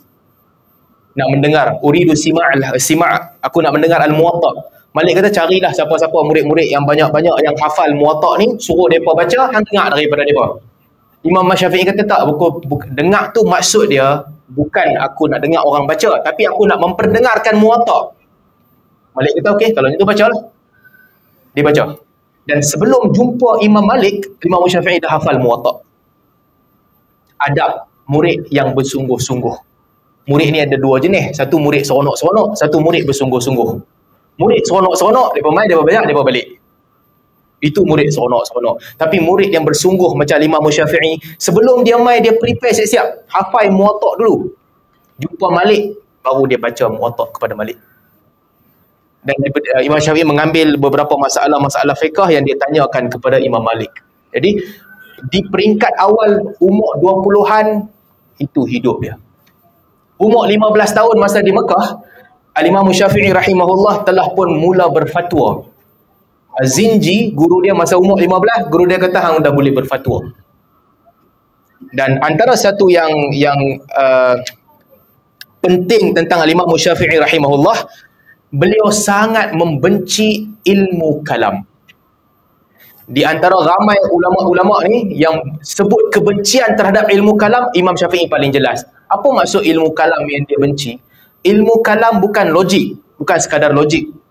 Kalau simple logik yang semua orang faham, simple logik yang semua orang faham, ni ada ayat, maksudnya mesti ada orang main letak ayat kat sini, itu bukan ilmu kalam, itu simple logik. Semua orang terima, tak ada masalah. Tapi apa yang dia benci? Yang dia benci adalah orang yang menggunakan soalan-soalan minda untuk membantah akidah Islam. Itu paling dibenci oleh Imam Syafi'i. Dan perkataan dia membenci ilmu kalam sangat banyak. Antara Imam Syafi'i kata, la an yalqi Allah al-'abdu bi kulli dhanbin illa syirk khairul min an yalqahu bi syai'in min al-ahwa. Seseorang yang pergi jumpa dengan Allah Ta'ala dengan semua kecuali syirik, lebih baik daripada dia pergi jumpa dengan Allah Ta'ala dengan membawa hawa nafsu ini. Iaitu ilmu kalam. Law alima an-nas ma fil kalam min al-ahwa la farru minhu kama yafirruna min al-asad. Kalau manusia tahu apa yang berada dalam ilmu kalam daripada hawa nafsu, mereka akan tinggalkan ilmu kalam sebagaimana mereka berlari daripada singa. Kata Imam Syafi'i. Sebab masa dia, ada satu orang nama dia Hafs al-Farq. Hafs al-Farq ni orang yang disuka ilmu kalam. Apa kerja ilmu kalam? Ini cara ilmu kalam nak cerita. Ini yang buat Imam Syafi'i benci. Allah Subhanahu wa taala kata Al-Quran kalamullah. Al-Quran kalamullah. Orang awam bila kita dengar, kita kata Al-Quran kalamullah. Al-Quran sebut wa kallamallahu Musa taklima. Allah berbicara dengan Musa dengan sebenar-benar bicara. Semua orang yang baca Al-Quran, apa yang mereka faham? Allah berbicara dengan Musa. Idza arada syai'an an yaqula lahu kun fayakun. Apabila Allah nak sesuatu, Allah kata kun, jadi, maka jadilah benda tu. Apa yang kita faham? Allah kata kun, jadilah. Ini orang biasa punya otak. Ilmu kalam punya otak macam mana? Hafs al-Farq dia buat macam ni. Satu orang nama dia Hafs al-Farq zaman tu, Jahmiyah. Ketua lah ideologi Jahmiyah. Dia akan tanya kepada orang, hang percaya tak Al-Quran kalamullah? Orang kata ya, kami percaya. Tapi Al-Quran kan terbina daripada ayat. Betul? Bina daripada ayat. Ayat kan ada bahasa. Betul? Ada bahasa. Bahasa kan manusia yang cipta. Orang dah, betul juga. Okey, manusia cipta bahasa. Al-Quran, ayat-ayat ni kan dia daripada huruf yang bercantum. Betul? Huruf bercantum. Asalnya huruf kan tak bercantum. Lepas tu bercantum. Jadi mesti ada momen huruf tu bercantum. Bila huruf tu bercantum? Kalau huruf tu bercantum, ada momen yang huruf tu bercantum, artinya dia benda baru yang dulu tak ada, kemudian jadi ada. Kalau benda baru, yang dulu tak ada, kemudian jadi ada, itu bukan sifat Tuhan, itu sifat makhluk yang baru. Dia buat idea macam tu. Dia pusing-pusing kepala otak orang. Mana boleh Allah kata kun? Allah kan qadim. Kun terdiri daripada kaf dengan nun. Kaf dengan nun tak wujud melainkan apabila dicipta. Huruf tu dicipta. Dan kaf dengan nun, huruf yang berbeza. Mesti ada momen yang dia bercantum menjadi kun. Imam Syafi'i kata, hang kapiang. Imam Syafi'i kata, idea ni hang kafir. Kita suka kalam. Bahkan ada banyak keadaan Al-Muzani dan sebagainya, bila dia berjumpa Imam Syafi'i, dia tanya soalan kepada Imam Syafi'i. Imam Syafi'i marah dia. Al-Muzani pernah satu ketika dia kata, aku ada persoalan tentang akidah yang mana aku tahu satu orang boleh jawab ni, hang seorang lah yang boleh jawab soalan ni. Kalam tentang akidah. Imam Syafi'i kata, jangan tanya soalan tu. Hang tahu di mana hang berada? Muzani kata, aku tak tahu. Inilah tempat yang last kali Fir'aun berdiri sebelum Fir'aun dihancurkan.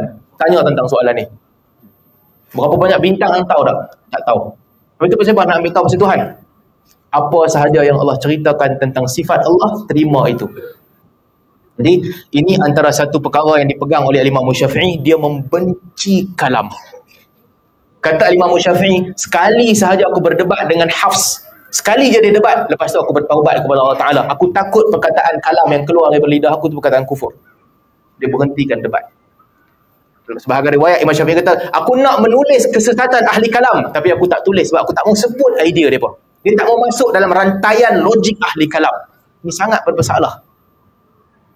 Ada part yang Imam Syafi'i kata, kalau seorang imam mujtahid salah, orang akan kata akhta'a. Orang akan kata dia telah tersilap di situ. Tapi kalau kamu masuk ke dalam kalam, kamu buat salah dalam kalam, orang akan kata hadza zindiq. Orang ni zindiq. Tinggalkan kalam, kata Imam Syafi'i. Kalam ni artinya akidah bukan dibina di atas logik. Logik ni bukan simple logik. Allah tidak dilahirkan, Allah tidak melahirkan. Itu simple logik. Tapi logik ni logik yang macam tadi tu. Dia pusing-pusing persoalan kalam. Apabila Allah Ta'ala kata Allah tinggi di atas arash, para salaf kata Allah tinggi di atas arash. Ahli kalam dia persoalkan, mana boleh?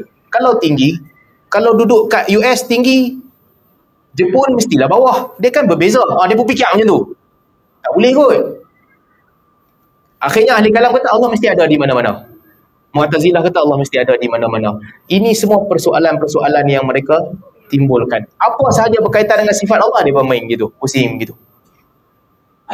Allah tak boleh buat perbuatan. Dia kata kalau Allah buat sesuatu, artinya ada satu yang berubah pada zat Allah. Allah tak boleh melihat.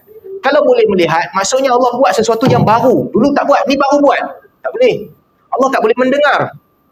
Kalau Allah dengar, artinya ada sesuatu yang baru berlaku pada zat Allah. Imam Syafi'i kata, siapa yang fikir macam ni, mau kafir. Bukan untuk difikir. Apabila Al-Quran ceritakan tentang sifat Allah, itu untuk diimani dan dipegang. Bukan untuk difikir. Bukan untuk difikir caranya, macam mana dia berlaku. Kemudian, di sisi Al-Imam Syafi'i, sumber hukum Imam Syafi'i ni, katanya, Al-Aslul Quran wa Sunnah wa Qiyas alaihima. Al-Quran dan Sunnah, dan juga bandingkan hukum dengan Al-Quran dan Sunnah, dan juga mengikut ijma'. Ini kata Imam Syafi'i. Al-Quran, Sunnah, Qiyas, dan juga mengikut ijma'. Hadis nak ikut macam mana? Kata Imam Syafi'i, wal hadis, disebutkan, dalam sebahagian riwayat disebutkan hadis diikut berdasarkan fama ashbaha zahiruhu. Wa idza ihtumila al-hadis ma'ani fama ashbaha zahiruhu. Kalau hadis tu ada banyak maksud, Imam Syafi'i kata ikut apa yang zahir, difahami daripada ayat tu, ikut apa yang zahir. Zahir ni maksud dia apa? Orang yang hidup dalam budaya tu, cara mereka bersembang macam tu, itulah yang difahami. Apa yang mereka fahami, zaman tu, cara mereka faham, itulah yang zahir.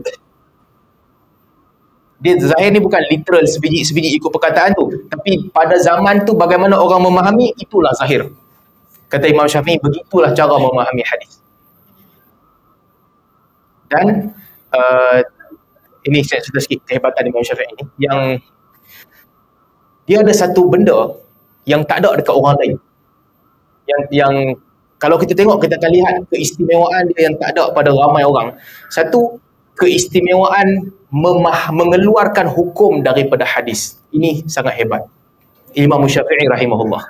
Sebab tu Abdul Rahman bin Mahdi ni orang yang pakar dalam hadis, pakar tentang rawi mana kuat, rawi mana lemah. Dia tahu tentang kelemahan-kelemahan tersembunyi dalam hadis. Abdul Rahman bin Mahdi Syafi'i, tolong tulis satu buku kepada kami, cerita macam mana nak faham hadis. Apa yang nasikh, yang membatalkan, apa yang dibatalkan, apa yang umum, apa yang khusus, apa yang bukan sama macam kami faham, apa yang kami faham tu betul. Imam Syafi'i tulis kitab Ar-Risalah. Ini kepakaran dia. Imam Syafi'i sudah sebut tentang ahli hadis. Ini di antara sifat tawaduk beliau. Beliau selalu kata, antum sayadilah wa nahnu atibba. Imam Syafi'i kata, kamu adalah ahli farmasi, kami doktor. So, dia sebutkan ulama hadis yang boleh keluarkan hadis di mana lemah, di mana kuat, bagi kat kami input, bagi kat kami hadis yang sahih. Dan untuk mentafsirkan hadis, itu bidang dia. Kepakaran dia hebat. Kadang-kadang ada orang yang bagus di dalam hadis, dia pun tahu hadis ni sahih, hadis ni lemah, tapi dia tak tahu kenapa nampak macam berbeza. Macam mana nak keluarkan hukum daripada hadis. Ini kepakaran lain. Imam Syafi'i ada kitab Ikhtilaful Hadis. Dia dalam kitab ni dia cerita macam mana nak faham hadis-hadis yang nampak macam clash. Contoh kan, banyaklah dalam tu ada banyak isu yang Imam Syafi'i sebut. Kalau orang yang pakar hadis sekalipun, kalau tak tahu fiqh, dia tak boleh nak faham kenapa boleh jadi isu begini. Ada hadis Nabi ajar baca tahiyat akhir sebagai contoh. At-tahiyatul mubarakatuh salawatut thayyibatu lillah. Bacaan Ibnu Abbas. Nabi ajar kepada Abdullah bin Mas'ud pula, at-tahiyatu lillah wa salawatu wa thayyibat. Abdullah bin Mas'ud. Nabi ajak kepada Umar Al-Khattab pula, at-tahiyatu lillah wa salawat wa at-tahiyatu lillah wa salawat wa zakiyatu lillah. Lebih kurang begitu kepada Umar Al-Khattab. Bacaan beza sikit-sikit. Tetapi semua meriwayatkan Nabi suruh kami hafal sebiji-sebiji, sepatah-sepatah. Kenapa bacaan lain-lain? Dalam bab ni Al-Imam Syafi'i kata Nabi nak menunjukkan bacaan tu penting. Tetapi bacaan yang mana satu, susunan yang mana satu kamu nak baca, terpulang pada kamu. Imam Syafi'i kata, pada aku, ini semua boleh baca. Cuma yang dia pilih sendiri, at-tahiyatul mubarakatuh salawatut thayyibatu lillah. Kerana, kata Imam Syafi'i, pada bacaan Abdullah bin Mas'ud, ada perkataan mubarakat yang tak ada dalam riwayat-riwayat lain, dan aku suka perkataan ni. So, nampak satu sudut. Ulama hadis, kalau hanya faham hadis, kadang-kadang mereka akan lihat ni, clash kan ni? Nak kena pilih mana yang paling kuat ke? Imam Syafi'i kata dalam bab ni bukan untuk pilih mana yang paling kuat, tetapi dalam bab ni Allah Ta'ala bagi pilihan kepada kamu. Ada ayat Al-Quran, qul la ajidu fima uhiya ilayya muharraman ala ta'imin yata'amuhu illa an yakuna maitah aw lahma khinzir aw daman masfuhan aw lahma khinzir. Katakanlah wahai Muhammad, aku tidak mendapati apa yang terdapat di dalam wahyu yang diturunkan kepadaku sesuatu yang haram, melainkan 4 benda sahaja. Ayat Al-Quran. Tidak ada yang haram dalam makanan, melainkan 4. Bangkai, darah yang mengalir, khinzir, dan juga yang disembelih bukan selain Allah. Ulama hadis pelik. Tapi macam mana pula dengan larangan-larangan lain yang ada dalam hadis? Larangan lain macam mana? Nabi tak bagi makan kucing. Anjing tak boleh makan, tapi tak termasuk dalam ni semua. Singa, harimau tak boleh makan, burung helang tak boleh makan. Nak buat macam mana? Mana nak letak? Imam Syafi'i bila dia tafsir, dia kata tak, kena faham konteks bahasa. Bahasa Arab dahulu, apabila mereka gunakan la ajidu fi ma uhiya ilayya muharraman, aku tidak mendapati apa yang diturunkan kepadaku haram, melainkan benda-benda ni sahaja. Imam Syafi'i kata nak menunjukkan benda lain tu memang kamu tak makan dah. Ini nak menunjukkan di antara benda yang kamu makan, 4 ni kamu kena tinggalkan. Jangan makan darah mengalir, jangan makan khinzir, jangan makan bangkai, jangan makan yang disembelih selain daripada Allah. Itu maksud ayat tu, kata Imam Syafi'i.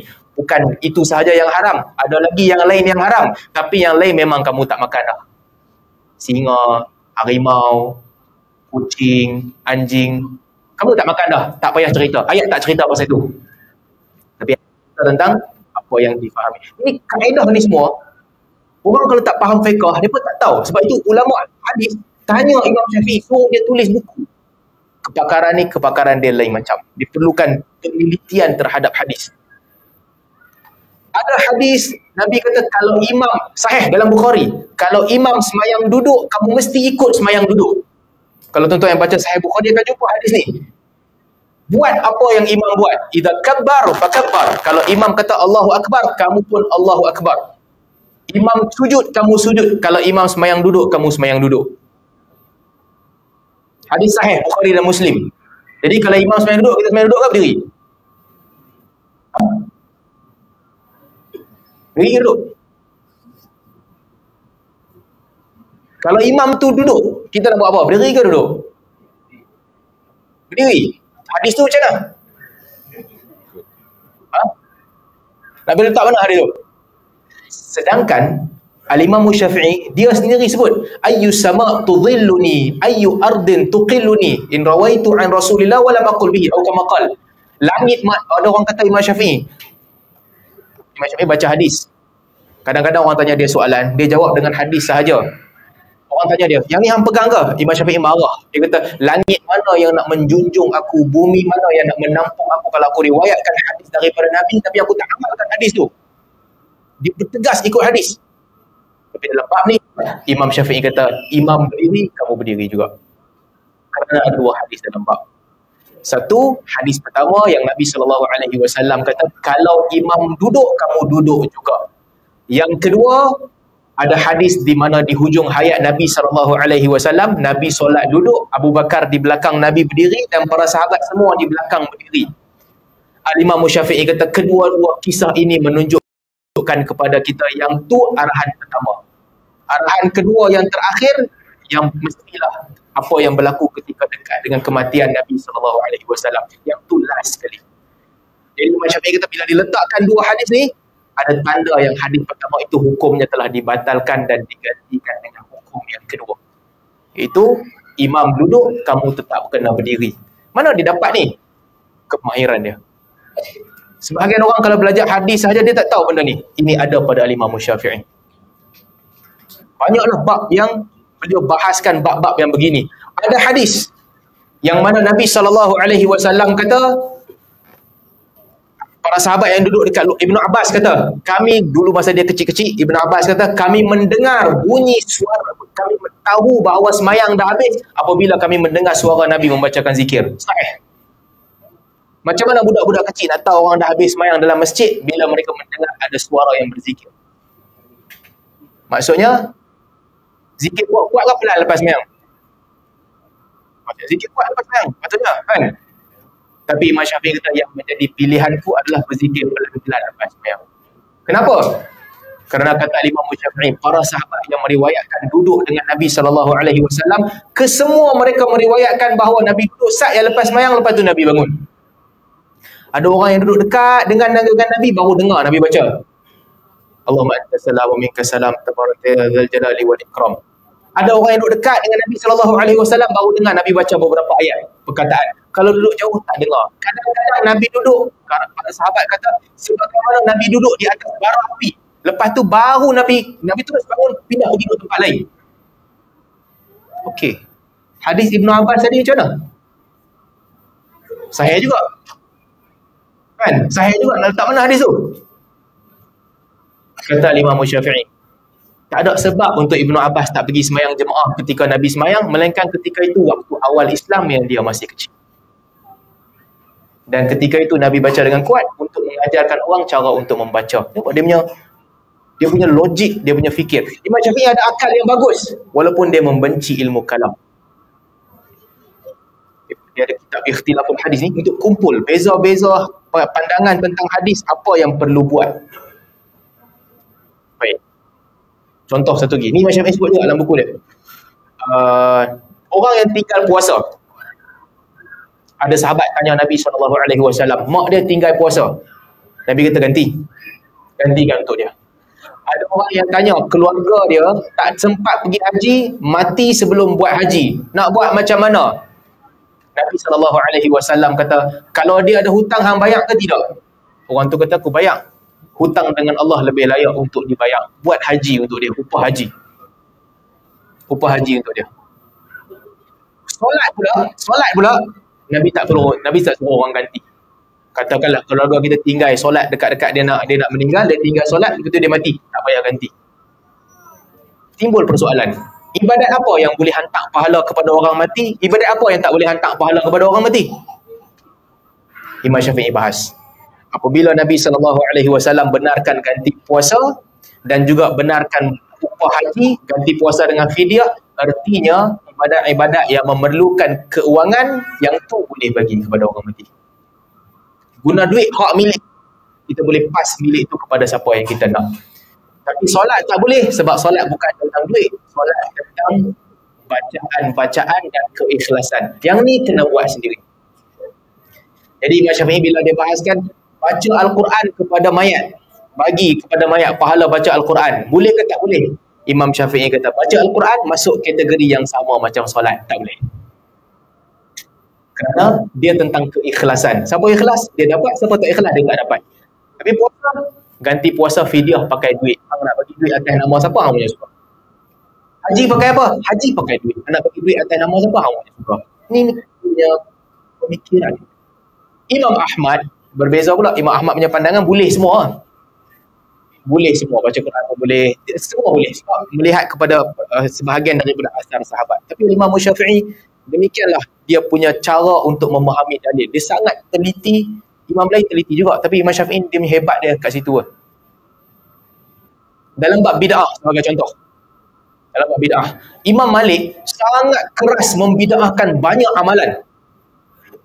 Tapi Imam Syafi'i dia melihat kepada amalan tu konteks dia macam mana.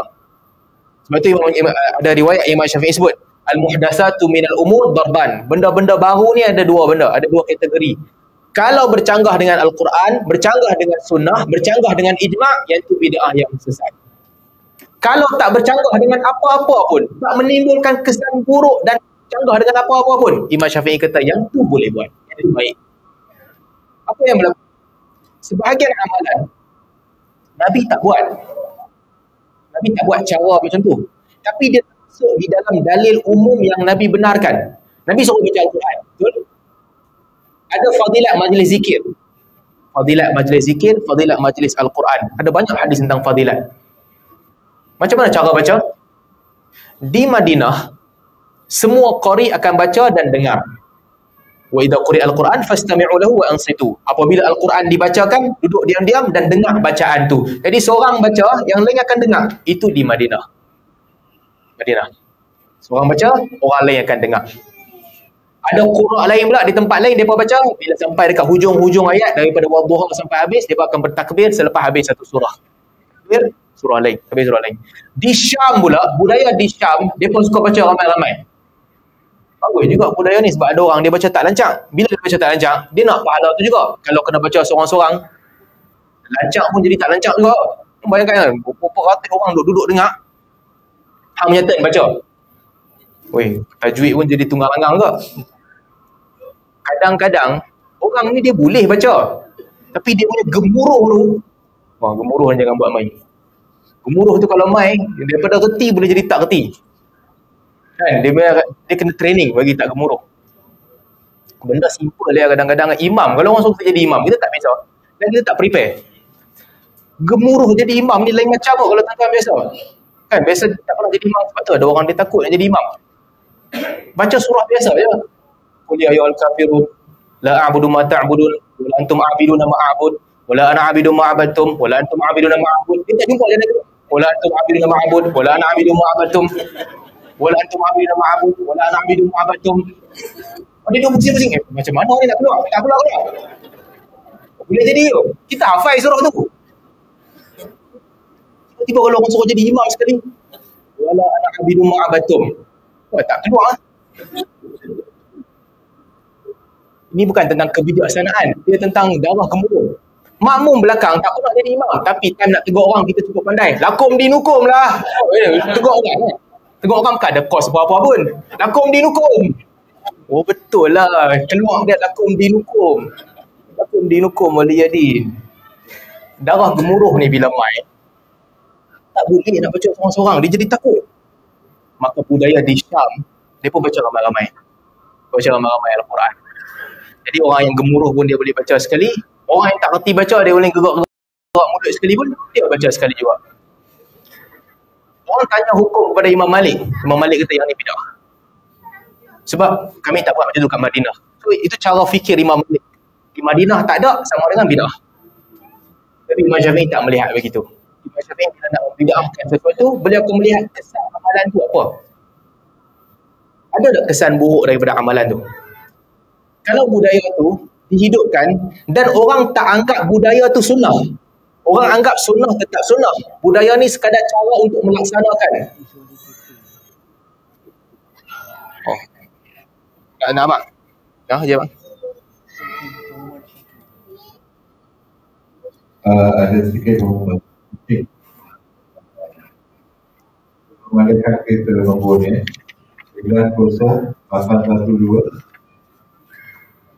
77 3594 90 apa ni 5 ke 8 812 512. Ada kereta apa? Cuma nombor je. Jadi kita betul tidak tahu. 773 594. Itu apa ya? Apa yang asing? Ada pak kita tolong adakan kita. Okey.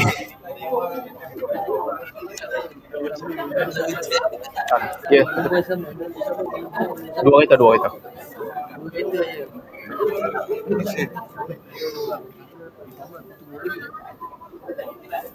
Jadi balik kepada cerita kita kan, banyak perkara yang Imam Malik dia, orang Madinah tak buat, dia kata bid'ah. Berkumpul ramai-ramai lepas asar baca Quran, orang tanya Imam Malik kata bid'ah. Imam Syafi'i kata tak. Imam Syafi'i tak sebut tentang isu ni. Kalau hadis orang Madinah tak buat, dia tak bagi buat. Khatib naik atas mimbar, apabila khatib bagi salam, dia bagi salam Assalamualaikum, lepas tu baru dia, orang azan dan sebagainya. Lepas azan baru khatib baca khutbah.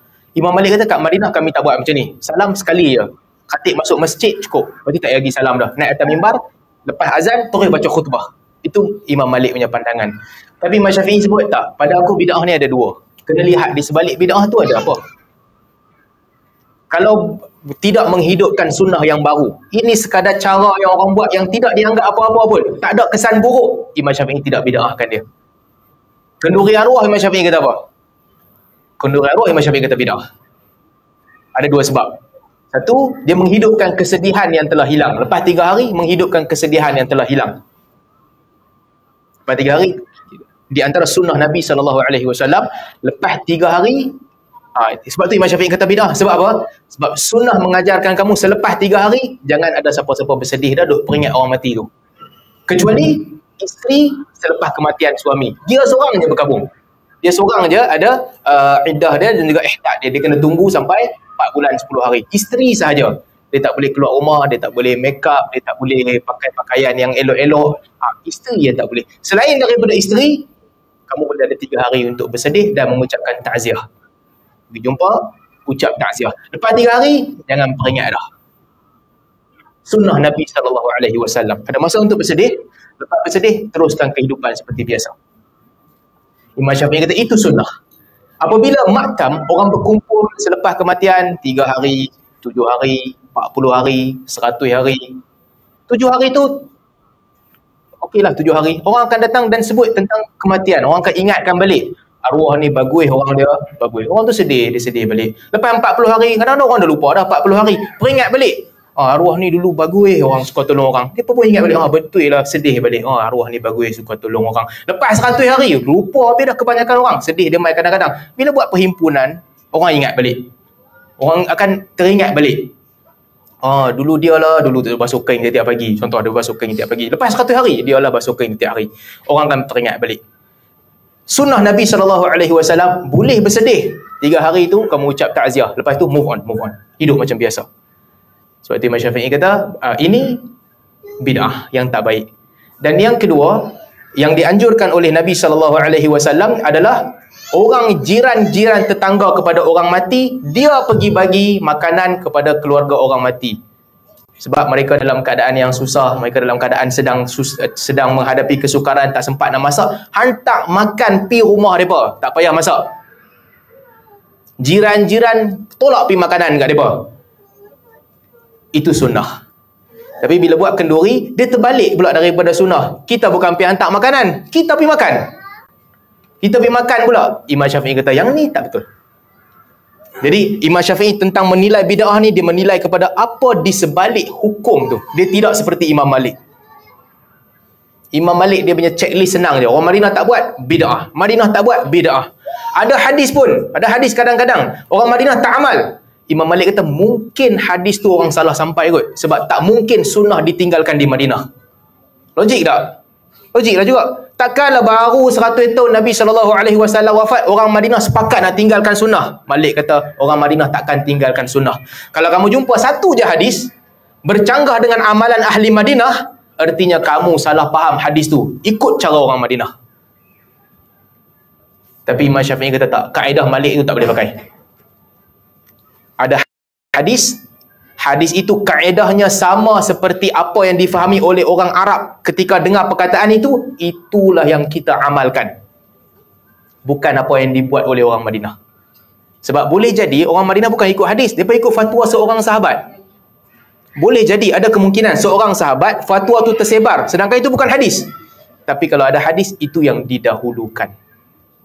Dia punya hebatlah Imam Syafi'i ni punya apa?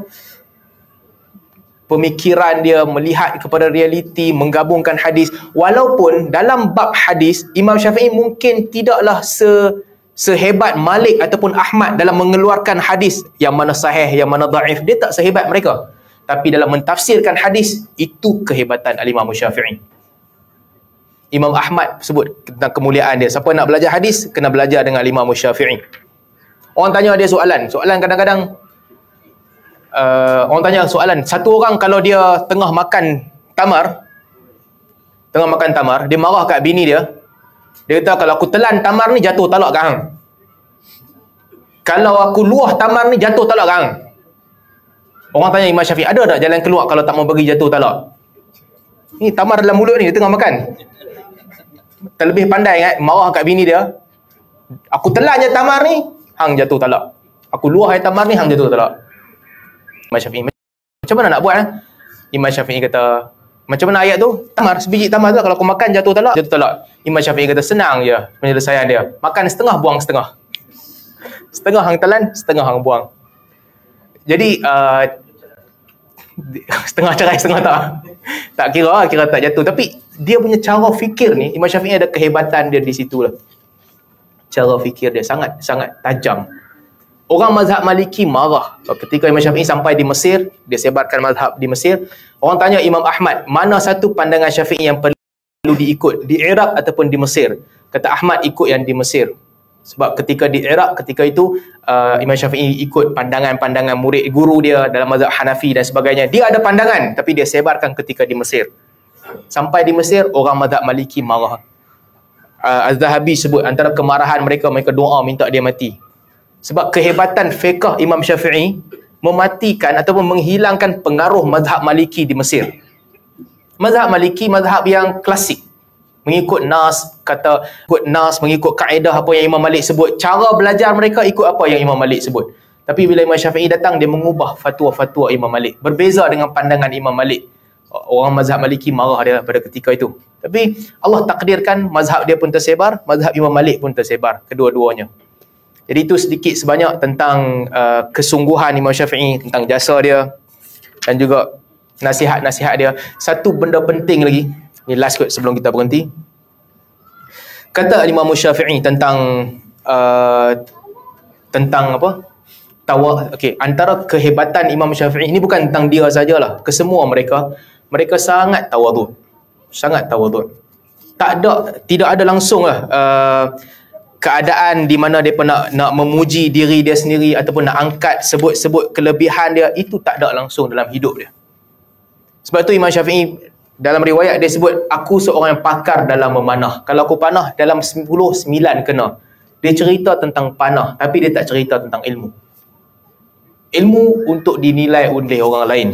Kata Imam Syafi'i, yang bagi lil faqih an yada' turab ala ra'sihi tawadu'an lillah wa syukran lillah. Hendaklah orang yang faqih dia ambil tanah letak atas kepala dia supaya dia tawaduk kepada Allah Ta'ala dan bersyukur kepada Allah Ta'ala.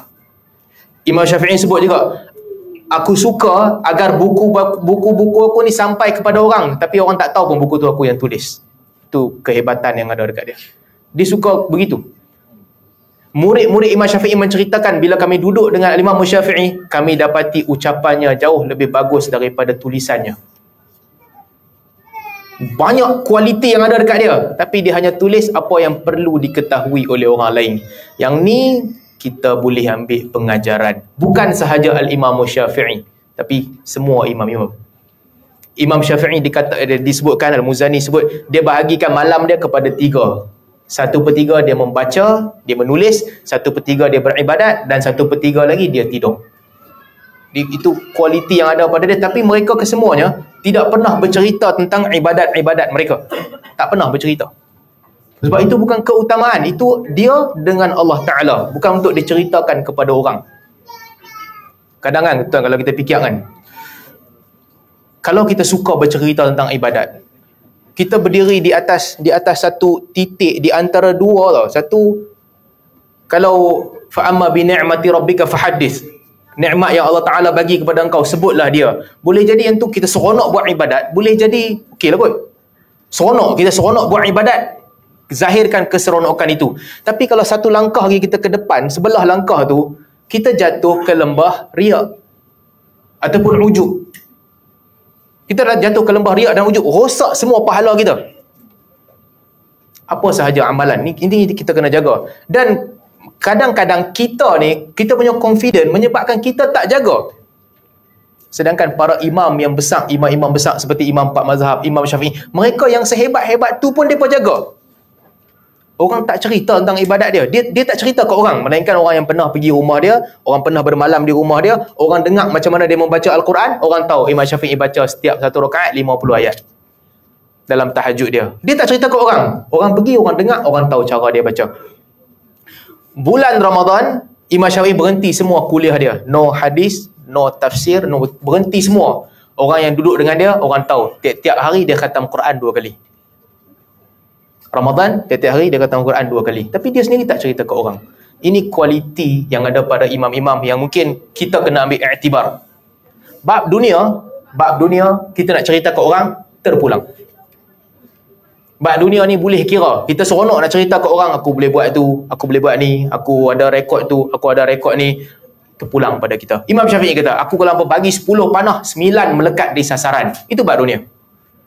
Tapi bila masuk bab ibadat, bab apa yang dia buat dengan Allah Ta'ala, ini bukan untuk diceritakan kepada orang. Ini kita kena ambil iktibar, dan kita juga kena peringatkan orang-orang yang dekat dengan kita. Ini satu-satunya perkara yang bukan untuk diceritakan. Jadi saya berhenti takat ni dulu sejam lebih.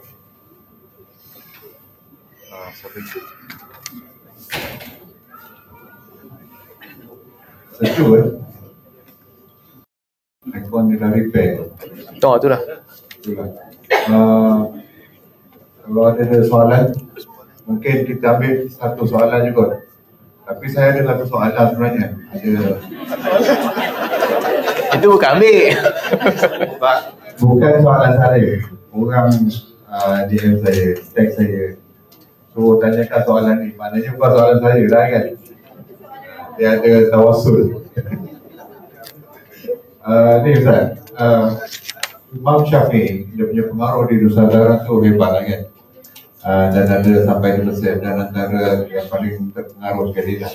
Tapi kalau kita lihat, kenapa amalan di Nusantara ataupun di mana-mana yang mengawalkan yang dia kata Imam Syafi'i itu tidak selari dengan cara hidup dan amalan Imam Syafi'i? Kenapa Ustaz?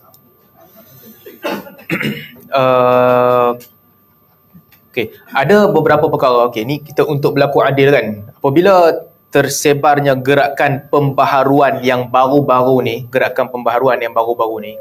kebanyakannya datang daripada Mesir dan Saudi. Pattern Mesir dan pattern Saudi. Masa gerakan Pan Islam dulu, dia datang dengan pattern Mesir. daripada gerakan Ikhwan Muslimin masa tu tersebar ke tanah Melayu. Mereka mula tulis majalah, mereka mula sebarkan ideologi begitu, tuntut kemerdekaan. Ini semua datang daripada Mesir. Dia ada trend, perjuangan tu dia ada trend. Dan trendnya dia membuka pintu ijtihad. Mereka mengajar supaya membuka pintu ijtihad. Jadi ketika itu pemikir-pemikir yang balik ke tanah Melayu, mereka ajak orang untuk ideologi yang mereka kembangkan ketika itu jangan terikat dengan mazhab, jangan jumud, kena mula buka pemikiran untuk ijtihad. Okey. Akidah, mengikut akidah yang betul, pegang dengan akidah Islam, regardless Mu'tazilah ke Salaf ke apa, tapi antara yang penting mereka tekankan, gerakan Mesir ni, mereka tekankan jangan perhambakan diri kepada manusia sampai ke tanah Melayu. Artinya budaya-budaya memohon kepada makhluk kena buang. Sakit pergi hospital, jangan pergi minta kat tok dukun. Nasib tak baik, belajar. Kamu sendiri kena ubah nasib kamu, bukan kamu pergi minta kat batu dekat pokok.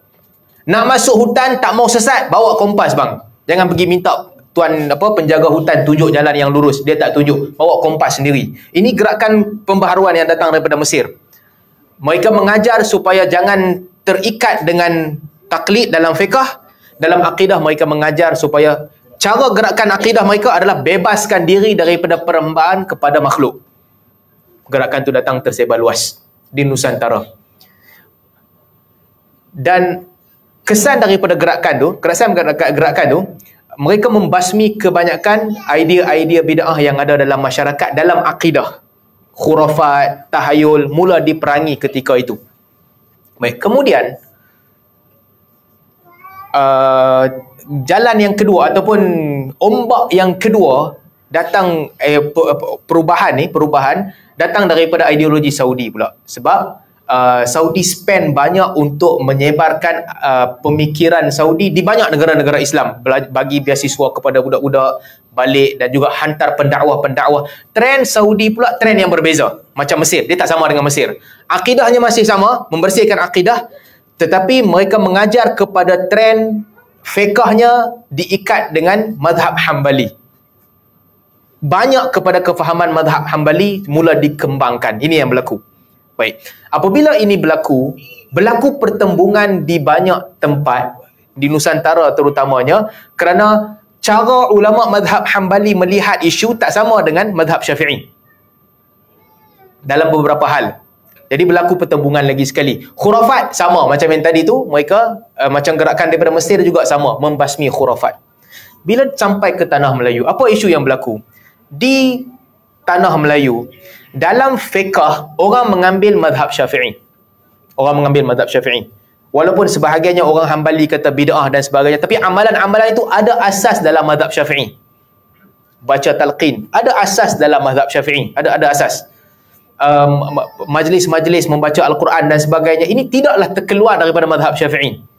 Maliki ataupun Hambali mungkin kata dia bid'ah, tapi dalam mazhab Syafi'i tidak.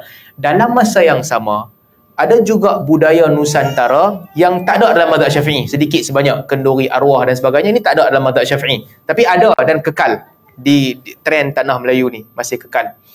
Jadi ini isu yang kena tengok betul-betul, nak apa yang hendak diubah. Bila datang pertembungan besar yang berlaku, antara salah satu sebab pertembungan besar berlaku adalah dalam masalah akidah. Orang di Nusantara bukan orang biasa, bukan orang awam. Kebanyakan orang yang mengajar, mereka bukan mengajar akidah Imam Syafi'i. Ini benda penting. Baik. Maksud saya bukan pasal akidah salaf ke khalaf ke apa ni. Para ulama fiqh, apabila mereka mengajarkan akidah itu bersesuaian dengan prinsip yang ditekankan dalam Al-Quran dan Sunnah. Demikian juga Abul Hasan Al-Asy'ari dan juga Abu Mansur Al-Maturidi. Akidah ni maksudnya apa? Supaya orang percaya bahawa Allah lah yang paling berkuasa. Nak minta dengan Allah. Yang boleh mengubah nasib kamu ni Allah Ta'ala lah. Yang boleh hukum kamu Allah Ta'ala lah. Yang boleh turunkan bala ni Allah Ta'ala lah. Yang boleh turunkan manfaat ni Allah Ta'ala lah. Itu ulama Ahli Sunnah wal Jamaah. Tapi ramai guru-guru di Nusantara, bab akidah, dia bukan itu trend dia. Trend dia apa? Trend dia sufi. Trend sufi macam mana? Wali-wali, cerita tentang keramat-keramat. Ada wali, nama dia mutasarrif. Dia kawai dunia ni. Jangan bagi dia sakit hati. Bila dia sakit hati, sekali dia bagi turun bala kat hampa. Ada wali, tiap-tiap malam dia pergi jumpa Nabi SAW, meeting. Ada wali, dia kawai semua wali. Dia ketua, menguasai semua wali. Ada wali, dia akan bagi arahan kepada orang-orang tertentu untuk buat benda yang dia nak. Ada wali, dia boleh tahu benda gaib. Ada wali, dia tak ikut syariat, tak apa. Dia tak pergi semayang, tak apa. Dia ada wali. Ada wali macam Nabi Khidir. Dia tak payah ikut syariat Nabi Muhammad dah. Ada wali, dia ada amalan tertentu yang khas. Ada wali, dia boleh terbang pergi sana. Ada wali, dia boleh terbang mai sini. Ini di tanah Melayu. Idea ni, walaupun kita nampak macam biasa, cerita-cerita, tapi ini clash yang besar dengan para ulama mazhab. Dengan akidah yang diajarkan oleh para ulama mazhab. Ini pertembungan utama. Jadi, masyarakat dulu-dulu, wallahualam, mungkin budaya dulu macam tu, bila datang trend tarikat, dia kena masuk. Macam masuk. Tapi gerakan pembaharuan, sama ada yang mai daripada Mesir pun sama, yang balik daripada Saudi pun sama, mereka telah berjaya mengubah banyak lah. Telah berubah. Kepercayaan ni telah berubah. Kepercayaan yang ada makhluk yang Allah Ta'ala bagi delegation dekat dia untuk ada power khas. Ini dah hilang. Agama tak ada macam tu. Delegation of power ni tak ada. Hanya ada pada Allah Ta'ala sahaja. Orang tanya kepada Laith bin Sa'ad,